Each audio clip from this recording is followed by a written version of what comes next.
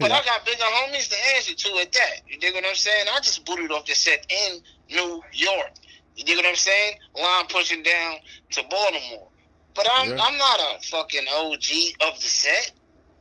I might be an OG in New York State, but of the set, these dudes is crazy, man. And you don't even know the criteria and the things that you gotta accomplish to beat. You know what I mean? Some of these dudes banging for probably 10 years. I'm an OG, man. Get the fuck on. You feel me? Well, speaking of that, when you say that, what is the criteria to become an OG within gang?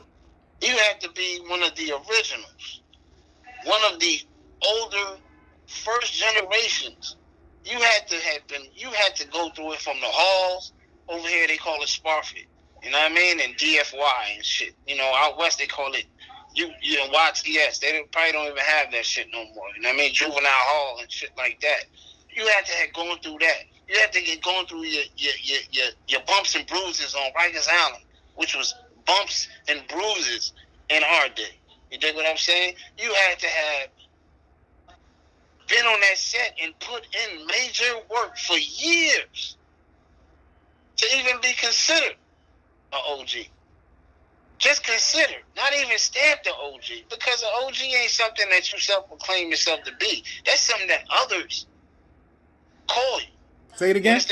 Say it again. That's nothing that you say, you know what, I'm an OG. Nah, you can't say you're an OG.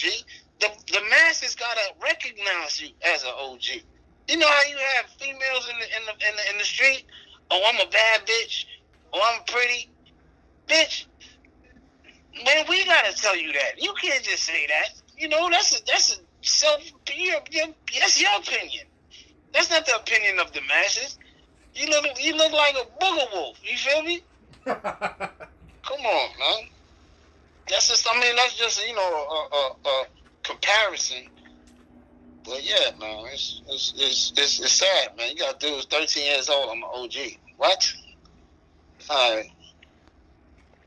It's crazy, man. It takes a lot of toil, man, and a lot of years, and you know, you have to be one of the originals. Like before you, they say original gangster. That term came from the A-Trade gangsters, because out west, back in the day, when somebody asks you where you from, you say I'm from gangsters. We were the original gangsters. There was no other set that had Gangster Crip on the back of their name. Understand what I'm saying? So they used to be like, oh, cuz from gangsters. Because, you know, the term original gangster came from the A-Trade gangsters. Period. They weren't saying original gangster before that era.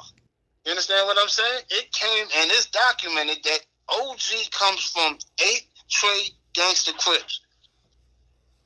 Original gangsters, man. Those are the original homies from the set at the time when they came out with the term. You feel me? Yep. So with that being said, look, you had the best of both worlds, I would say, within, you know, the Crippin' world. So I've been on both sides. How do you compare West Coast Crippin' to East Coast Crippin'? And what would you consider the difference between the two? It's just more. It's like more mature out west. Meaning, like, I wouldn't say mature in like a behavioral aspect. I would say it's more right. Like it's more culturalized. You understand what I'm saying? To where judges and lawyers and police officers and detectives have probably had a point in time in their life where they were Bloods, Crips, you know, Serenos, whatever it is. You dig what I'm saying?